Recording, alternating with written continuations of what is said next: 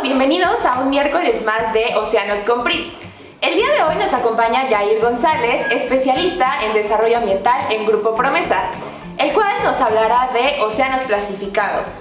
¿Sabían ustedes que cada año circulan alrededor de 150 millones de toneladas de plástico en nuestros océanos? Adelante, Yair. Hola amigas y amigos, como ya lo escucharon anteriormente, mi nombre es Yair y el día de hoy les voy a hablar de un tema súper importante que es el de los océanos y los plásticos. ¿Cuál es su relación? ¿Cómo es que todo ese plástico que nosotros generamos en nuestro día a día llega hasta los océanos y algunas especies? Entonces lo aprenderemos a continuación. Para entender cómo es que nuestros océanos han llegado hasta un punto en donde están totalmente contaminados por basura y en específico por plásticos, tenemos que entender que nuestra sociedad a lo largo de su evolución ha ido cambiando sus dinámicas. Es decir, no es lo mismo cómo se comportaban nuestros antepasados en pequeñas tribus, cómo avanzaban cuando se dedicaban a cazar o a recoger frutos directamente de los árboles, a cómo es nuestra sociedad moderna, ¿no? En primer lugar, ahora somos mucho más personas alrededor de todo el mundo. Hemos construido edificios, hemos construido casas, hemos construido también hoteles. Todas esas zonas que ahora son civilizadas o desarrolladas, por llamarla de algún modo, han contribuido a que también nuestras dinámicas cambien. Y podríamos decir que nosotros como seres humanos tenemos la tendencia a facilitar nuestra vida. Entonces, cuando encontramos una forma en la cual nuestra vida diaria pueda ser de una manera más sencilla, la implementamos. Y eso es lo que sucedió con los plásticos. Cuando nosotros descubrimos que era una forma muy fácil de poder transportar productos, de poder facilitar los viajes que se hacían, de que pesaran menos, pues fue cuando se masificaron los plásticos, cuando hubo más cantidad de plásticos en nuestro planeta. Entonces, digamos, esta evolución que ha habido en la sociedad es la que nos lleva a tener grandes cantidades de residuos a lo largo de todo el mundo. En México, también en Europa, en África, en todos los lugares del mundo se genera basura, se genera plástico, y es por eso que es tan importante que ahora que nos dimos cuenta que son un problema, empezar a reducirlos. Alrededor de todo el mundo se generan cerca de 2.000 millones de toneladas anualmente de basura. Y esa es una cantidad gigantesca que ni siquiera podemos imaginarnos. Pero ahora quiero que se imaginen un avión normal, un avión de esos que nos llevan cuando vamos de vacaciones, multiplicado por 11 millones.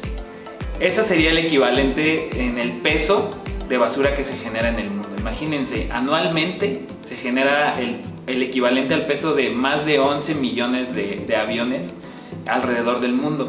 En México en específico se generan 120,000 toneladas por año. Eso es una cantidad también muy grande, la cual pues tenemos que reducir. Es nuestra responsabilidad reducir esa cantidad, ¿no? Empezar a implementar algunas prácticas para que pues estas cantidades disminuyan. Ahora bien, es importante que para adentrarnos al tema de los plásticos y cómo llegan a los océanos, identifiquemos muy bien que hay dos categorías principales, que las más grandes, que existen de los residuos. La primera son los residuos orgánicos, que son todos aquellos que vienen de las frutas, de las verduras, del pasto, de los jardines, ¿no?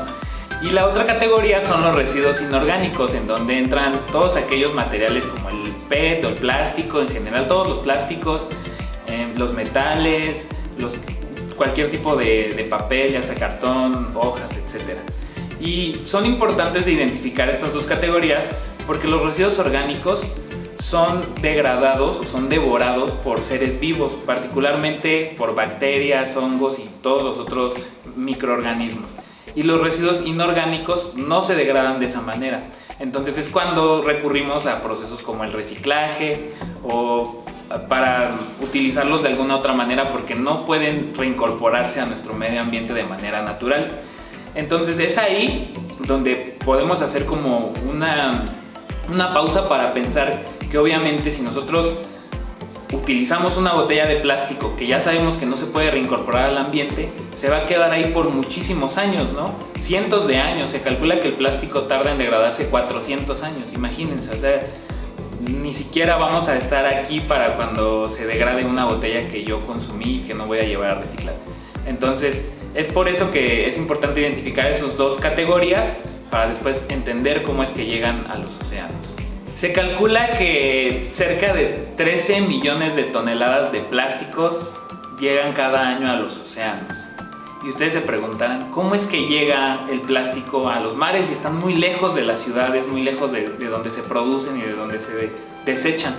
Pues bueno, el truco está en que todo, absolutamente todo, es arrastrado por la lluvia, por los ríos y eventualmente llega a los mares y eventualmente a los océanos, ¿no? Cuando nosotros no llevamos a reciclar los plásticos adecuadamente o cuando utilizamos plásticos que no se pueden reciclar, esos, los que no son llevados a rellenos sanitarios, son tirados literalmente en barrancas o directamente en los ríos, y entonces son arrastrados, o con la misma lluvia, ¿no? Cuando nosotros aventamos alguna basura a la calle, después llueve, entra a las coladeras y después sale a los ríos, ¿no? Entonces los ríos llevan a los mares y bueno, al final llegan hasta el punto en donde los océanos están infestados de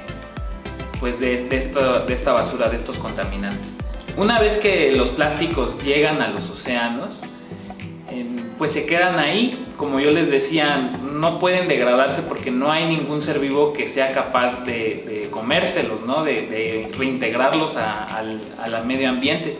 Entonces, ¿qué sucede? Pues que los plásticos empiezan a degradarse. ¿Qué quiere decir degradarse? Que se empiezan a fragmentar, principalmente por la acción del sol. Ustedes han visto, ¿no? Pues, y ahora sobre todo con los calores que hace últimamente, la botella de plástico es incidida por el sol y ese plástico se va rompiendo en pequeños fragmentos mucho más pequeños hasta que pues, se va desintegrando y también se va esparciendo por el agua. Esa fragmentación del plástico también se puede dar por el choque entre la basura o entre las rocas que hay en los ríos. Cuando los plásticos se van fragmentando, se hacen cada vez más pequeños por esta acción del sol o del agua, y es ahí cuando se presenta lo que conocemos como microplásticos. Los microplásticos son plásticos muy pequeñitos, menores a 5 milímetros. Para que un material se considere microplástico tiene que medir menos de 5 milímetros, ¿no? Aquí tienen la medida de cuánto es 5 milímetros. Entonces, si es más chiquito que esto, es considerado un microplástico.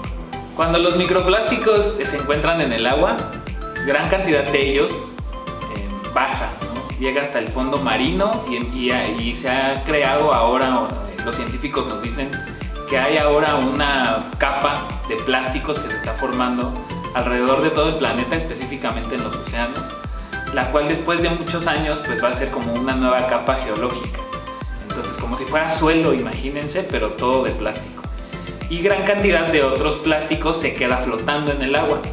Esos plásticos, junto con otro tipo de basura, empiezan a ser arrastrados. Ustedes saben que el mar pues, se va moviendo, ¿no? Las olas, las corrientes, muchos de los peces y de todos los seres vivos que habitan los océanos también se mueven por esas corrientes. Y lo que está sucediendo es que esa basura, en conjunto, se va moviendo debido a las corrientes hasta llegar a un punto en donde se queda toda junta. Cuando esa basura se queda toda junta, es lo que conocemos como islas de basura. Se llama islas de basura porque si nosotros lo viéramos desde arriba, podríamos ver que es un espacio muy grande en los océanos, pero todo está pues, repleto de basura. Son imágenes muy tristes, pero que también es importante que conozcamos porque nos va a ayudar a saber qué es lo que tenemos que hacer para que nuestro planeta no siga siendo afectado. De acuerdo con datos de la FAO, los lugares más afectados por microplásticos son el mar Mediterráneo, el sur y sureste asiático y algunas zonas del Océano Atlántico y del Océano Pacífico, los dos océanos que rodean a nuestro país. Sin embargo, se ha comprobado que los microplásticos están presentes prácticamente en todos lados, ¿no? O sea, tiene registro de microplásticos en los glaciares, incluso en el aire. Y es por eso que pues, llegan a nuestro organismo. Se calcula que nosotros, los seres humanos, consumimos el equivalente a una tarjeta de este tipo de microplásticos cada semana. Entonces, esos residuos ya están llegando a nuestro organismo y aún no sabemos bien cuáles son las consecuencias. Los investigadores están trabajando en ello, pero es claro que tenemos que hacer algo para que eso no siga pasando. Se tiene registro de que aproximadamente 220 especies de los océanos contienen microplásticos en su organismo. Y bueno, esto llega a ellos porque, como yo les contaba, los microplásticos están disueltos en el agua. Entonces, cuando los peces los ven, los confunden con alimento y entonces se lo empiezan a comer, y luego un pez chiquito se come el plástico y luego llega otro pez más grande y se lo come al pez chiquito, y así se va metiendo a esa cadena que conocemos como la cadena alimenticia o la cadena trófica, en donde los plásticos, como se confunden como alimento, pues llegan a los organismos, ¿no? de los animales. Y cuando nosotros como humanos pues pescamos o utilizamos algún recurso de los océanos para consumirlo, pues también llega a nuestro organismo. Gracias. Muchas gracias por esta valiosa información, Yair. Ya lo saben, está en nuestras manos cambiar nuestros hábitos de consumo. Como por ejemplo, Prit ha cambiado sus empaques hechos con plástico por cartón.